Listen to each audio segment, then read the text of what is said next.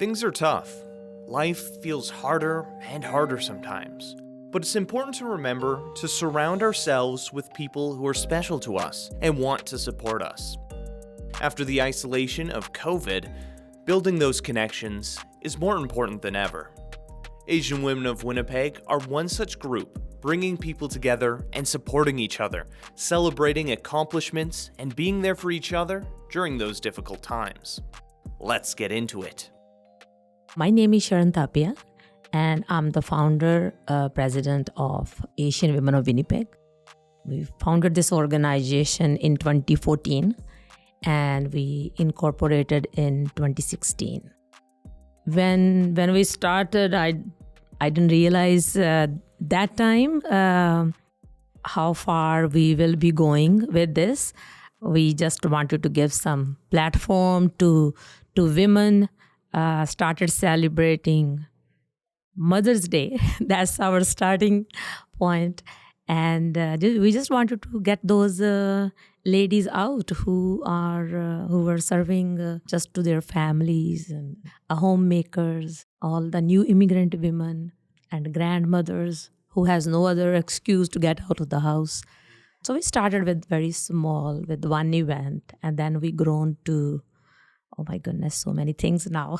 Well, yeah, your organization has grown so much, and there's so many talented and accomplished women on the team and in the group. It's just truly impressive and awe-inspiring to see what you have done. Thank you. I think that's the best part. But because when we started this organization, the original founder, including myself, we were all self-employed women, I should say. And still now in our board, we have all the self-employed women except one or two who have full-time job. And that's it. I think when people saw the passion of doing all these things, people keep joining and staying. That's how we grown, and we have such a big board now. Mm-hmm. We are 12 people now, and we have 3 youth members. Many people wanted to join, but it just we have a cap at the moment. But we have so many members, and now we are in the process of making some committees. So the women who wanted to serve and coming up with different ideas what we should be doing. So we are just expanding. We are just exploring. Come and sit, let's chat, and let's see what needed to be done. I don't know where we are going with all this. Well, that's okay. We can keep we don't really know. We are just growing. That's all we know. Talking with one of the younger board members, I can't remember her name. Divya Sharma came. Yes, thank you. It's so cool to have someone who's younger, college age, on a board, because typically when people picture a board, they generally think of someone who's like established in their career or are retired or something like that. But having people of all ages to help bring in different ideas.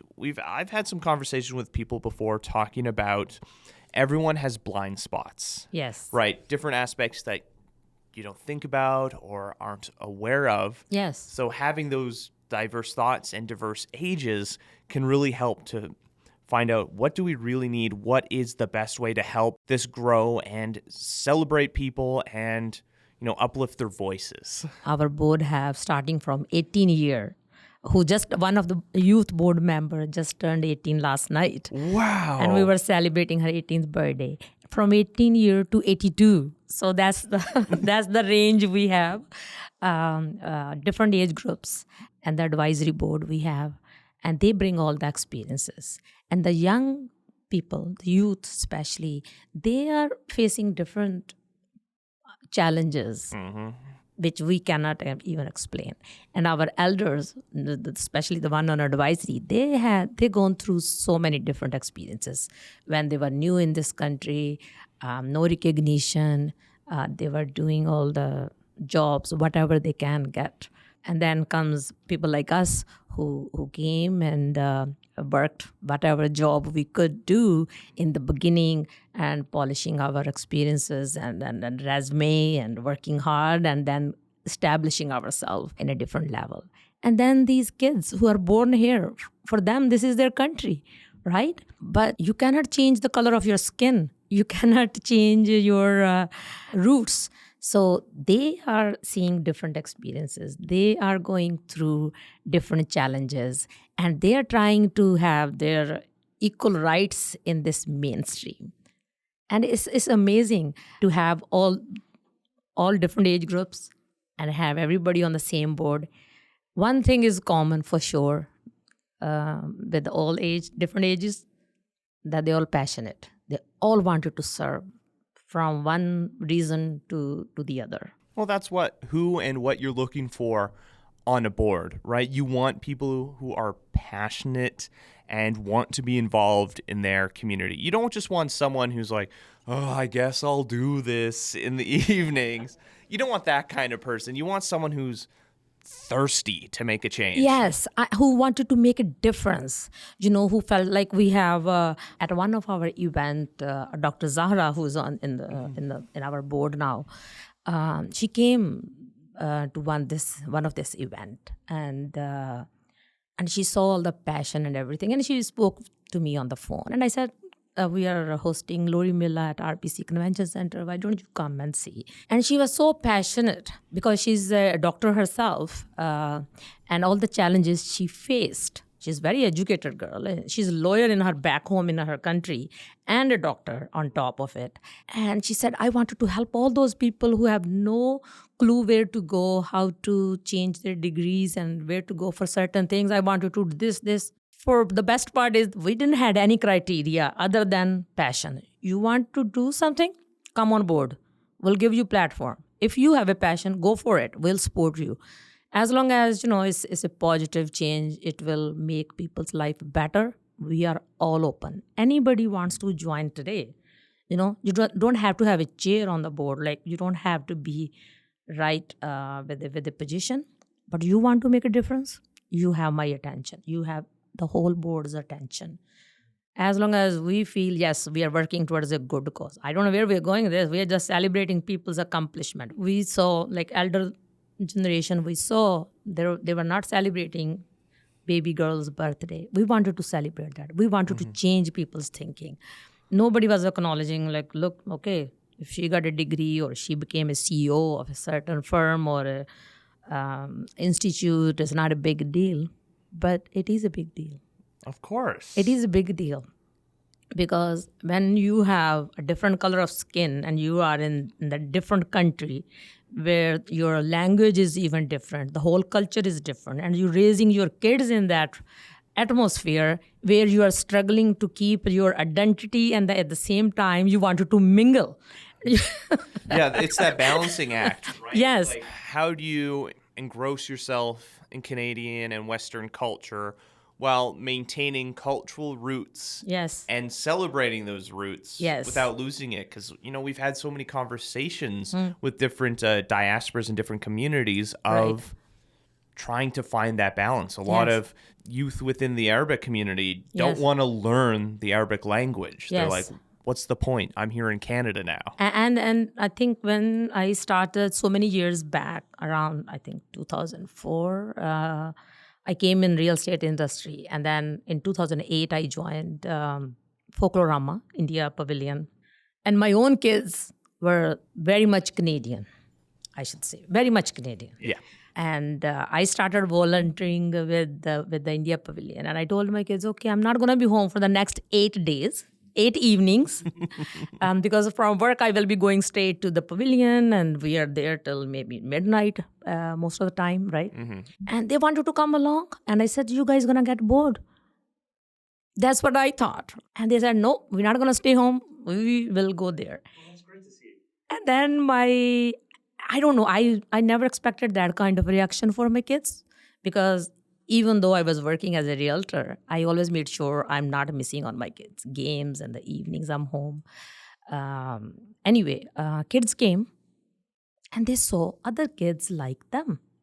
And they saw them in their ethnic outfits. And they were all Canadians too. And they were all speaking English and their own language. And my kids got so impressed. And guess what? Next day, my husband said, I'm coming too because it's boring without you guys at home. So that's how this whole journey started. And I said, okay, Pram, what you will do, my husband. Yeah. And he said, I will volunteer wherever I can. So he met the president, he met the coordinator. He said, I'm at your service. Whatever you guys need help with, I'm here. So he became a floater. He became such a good floater that they gave him promotion. Next year, he became the coordinator of the pavilion. Awesome. And from that week, my kids both wanted to learn Indian dances. So my daughter rolled up in a classical school to learn a classical dance. In our family, in generations, because I'm from North India, nobody learned a classical dance.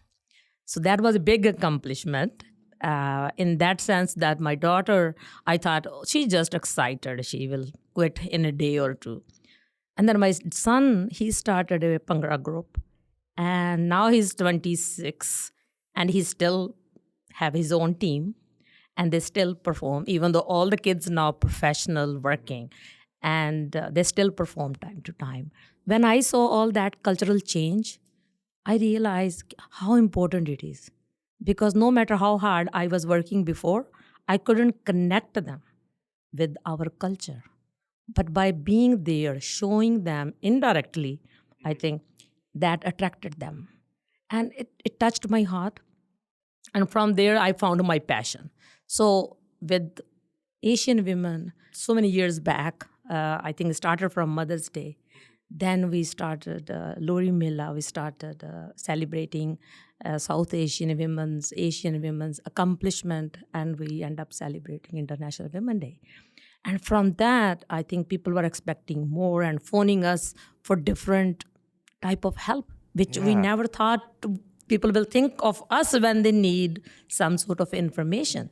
And that led us to the educational series, which I'm here to promote. Yeah, and I'm excited. So yeah, talking about those educational series and the different sort of programs and workshops and things that you offer, how about you just tell me a little bit about, what has gone on this year that people were able to learn from, and then we can kind of look what's coming up ahead. This year, actually, because of the many other reasons, we took a little summer off. Nothing wrong with that. But last year, when we did educational series, the most of our seminars were related to yoga, meditation, on mental health, even physical health. During COVID and everything, Yes. those are incredibly important. Yes. So this year we decided we will be doing seminars, and depending on many other inquiries, we thought there is so much we can offer. So this year we will be doing seminars on definitely on mental health, meditation, because that's a routine. That's one that thing. doesn't just go away. That's not going to go away forever, because everybody looking for some sort of, especially after the COVID, I believe people are very disturbed, in depression, going through so many other traumas. We will be doing seminars, those for sure. And then the job opportunities, that's a big one for us. For single moms, many relationships are breaking, marriages are breaking due to different reasons, but mostly I think it's trauma. And I'm getting calls, and it's surprising that, I shouldn't say surprising, but I never went to that route, so how can I teach somebody? Yeah, it can be shocking sometimes. Very shocking, and people suddenly deciding, okay, I'm not going to be staying in this relationship, I'm out. And then there's a lady with kids, never worked, and she doesn't know which way to go. And many women like that have no families around. They have no clue where to go, where to start. In every marriage, you invest so much in that relationship. And especially when you start having kids. And then the man starts to leave, and then lady end up with the kids. And she has no financial support, no moral support. People have no idea. So we will be bringing a lawyer this time. Mm-hmm. And she will be going over what steps needed to be taken if you are in this situation. And in our community, it's a very sad thing, but we lost so many lives, especially teenagers, going through different problems. And that leaves grieving families behind. Mm-hmm. And that's a very tough topic. But that is the reality of life, which we cannot avoid.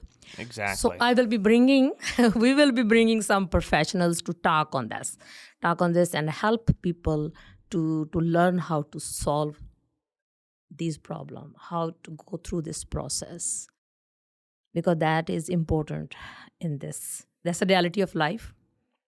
So we are celebrating, but at the same time, we are grieving. And I remember I lost my dad a few years back, and I still forget sometime that he's gone and I feel like phoning him. I need him. Negative emotions like that, sadness, or things that it's, at least as humans, it's really hard for us to let go, especially when it's a loved one, right? Sometimes it's not that they're gone. Sometimes it feels that they're just distant. They're Yes. away somewhere, and then it would just take a moment to reconnect. And it kind of ties into nostalgia, right? Yes. Where we remember these positive times, and when we reminisce on those emotions, they feel real. They feel very present. As you're mentioning, it's important to have those difficult conversations and prepare Yes. with the community to be Yes. like, hey, life is hard sometimes. And you don't necessarily want to talk about it, but it's important to have those tools and conversations in place Yes. so that you're in a more, what's the correct words or what's the right way to put it? That you're able to articulate those feelings a little better, that you've had an opportunity to process beforehand and develop those skills and conversations, so that when it does happen, you're not just scrambling. You're like, yes, this hurts, but now I have tools and maybe a community Yes. that I've built Yes. to help through that time. So we like to have some moms who've been through that kind of pain, and it's time to learn from each other. It's a difficult situation, difficult topic, as I said, but it's an important one. It's important because we are still alive, and there are other family members, and life is a blessing itself, and we like to enjoy. So how much time God has given us with somebody, we should cherish. We need to learn to cherish those moments and then move on and give back to the community. Enjoy the life, If you don't have something that inspires you or connects you to the present, to reality, Yes. and you lose something incredibly important, you'll spiral out. Yes. And you won't have things that can help. And there's nothing wrong with feeling sad, feeling upset about that time. Take that time to grieve. Yes. You want that rope, that lifeline to help pull you up when you're ready. Dealing with all these kind of topics and then preparing people, motivating them to come out, let's talk on this, and pulling ourselves out of our own little mental mess, I should say. Because sometimes you don't want to talk about this either, but then time and age, I think you learn that it's important to talk. Because if we don't talk, all the things staying in your head and making you more crazy, right? Definitely. Then you don't want to meet anybody. Then you don't want to talk to anyone. Then you don't just want to hide in your own corner, which is not healthy either. So we like to have a positive change and we like to make an impact. And I think with all these past few years, I shouldn't say years, but actually months experience, and since my own dad passed away, I think it has given, I personally have given such a huge thought to this thing that, and seeing our friends suffering when they lost their kids, I think this has given me the courage that time has come that we need to make changes, not in our own daily routines, but in our education system even. Because when elderly die, I mean, it's not like you are more acceptable, but when a kid die without telling his or her parents what is the real problem, that's very sad. That saddens you more. And if kids are spending 8-9 hours away from parents in the school, we need to change few things in the schools too. We need to change the system. We need to teach our kids the life skills. We need to ignite the passion in them because they deserve the best. And especially immigrants, they came in this country to give a good life to their kids. And with everything going all around and their kids getting confused and new policies making kids more confused in so many different things, they need to learn to accept themselves who they are. And nothing more important than this life God has given you. And you can make whatever you want to make out of it. There's no point dying or, you know, leaving this world without even telling anybody. People are here for a better life. They're not here so their kids can leave them. They're working hard to give a good life to their parents, good life to the kids. And most of the time, what happens, we don't even think about ourselves because we are always thinking about our elderlies and our kids. And then there's no attention. Yeah, to self-care ourselves. gets And kind of put that's to the important side. too. Oh, I agree. Yeah, self-care is so important. And as you're talking about this, building spaces where parents and all generations, and especially kids, feel comfortable in talking about the struggles that they're having. COVID really hit kids hard, I think. Being isolated at home. For those who their social batteries are recharged by going out and seeing people, it was incredibly detrimental, whether it was socialization skills, being able to converse with people, or to identify their own mental health challenges or things that they're struggling with. Yeah, having those conversations. And with Asian Women of Winnipeg and other organizations is a great place to build those communities, to build those friendships. Kids have fewer friends. Kids have fewer activities, and they're relying more and more and more on social media and technology. And that's not healthy. Not healthy at all. That's another thing we need to remove, not totally remove, but add more activities. balance. And that balance will only be with if we work with the decision makers. And decision makers are making these decisions. I don't know, sometimes we feel like, and we had a discussion with many moms, whoever making this decision, maybe they don't have kids, or maybe it's the cultural background. You see, South Asian and Asian families, many of them coming from very many joint families, where in the house you will see all different age groups. And kids are okay having their siblings, having aunties, uncles, and having Grandparents and everyone in one grandparents. house. There is always somebody in the house talking to them, doing different things, like making little things. I still have so many pictures of my own kids when they were, learning how to cook, and my son sitting on the counter, and my dad given him the rolling pin to make make rotis and break the eggs. It's like different kind of activities, like those little things, or planting flowers, or picking up vegetables, or going to strawberry pickup, all those little things. I think they do matter. They help kids to grow.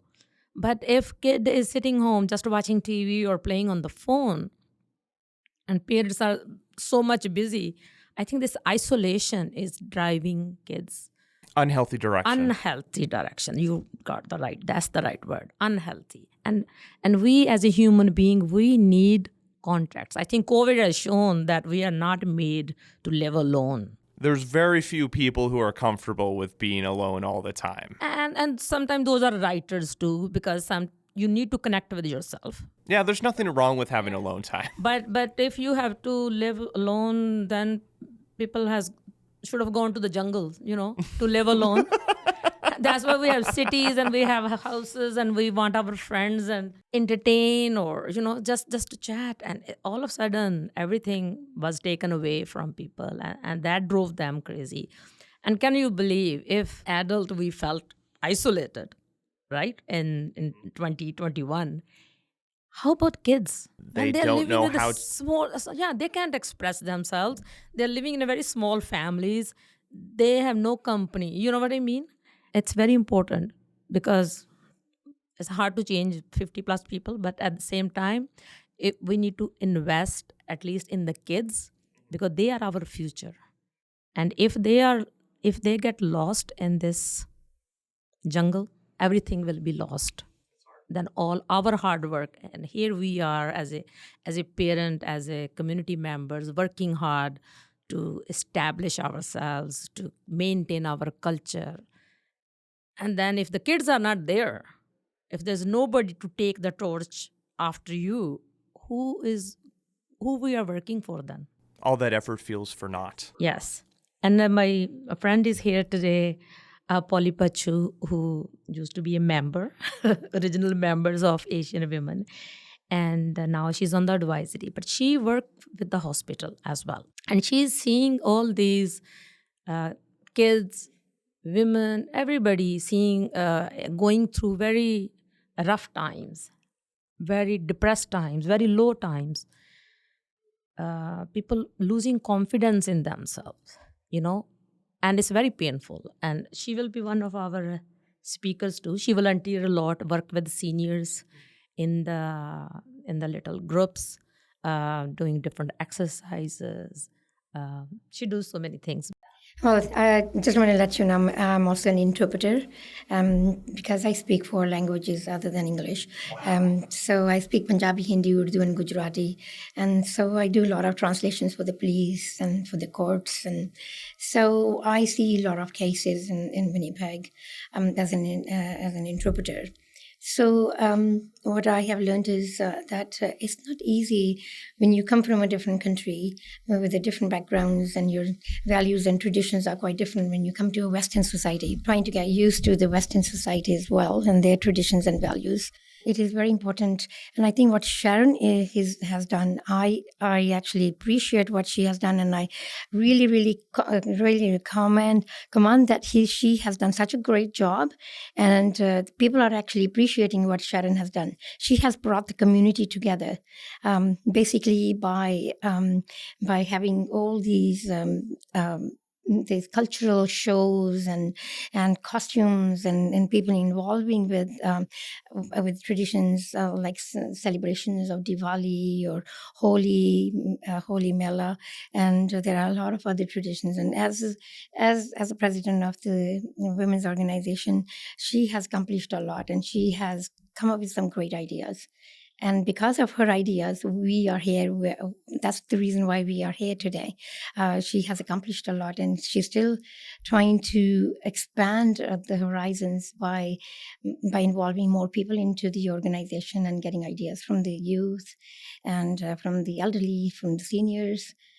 So it's just a learning experience for us. Thank you so much for joining me today. I know you have 2 last things that you'd love to talk about. For our audience, what's coming up? There's one big project we are collaborating with the India School of Dance, is working on a book which will have a list of peoples, South Asian pioneers of first wave, the people who came in 60s or 70s and have contributed so much to the community of Manitoba and made this province a better place for all of us. So that is one big thing. And the second thing, we will be hosting a community celebration, which is coming up soon in a few weeks' time, hopefully first week of December or end of November. And that's just right before the holidays and before our Lori Mela 2024 happens in January. Hopefully 13th is the Lori Mela, and I don't remember the exact date. I think we will be celebrating either 14th or 15th, whichever Saturday comes. Well, we can definitely first. Talk about it once we Yes. get closer to the date. So those are our big celebrations, and I like people to come, attend, and they can have more information on our website or on our Facebook page. And if you know anyone who they think should be in that book of the one we are working with India School of Dance, we are planning to release it in March 2024. And if you know anyone you think should be in that book, who contributed a lot, made a difference in the life of Manitobans.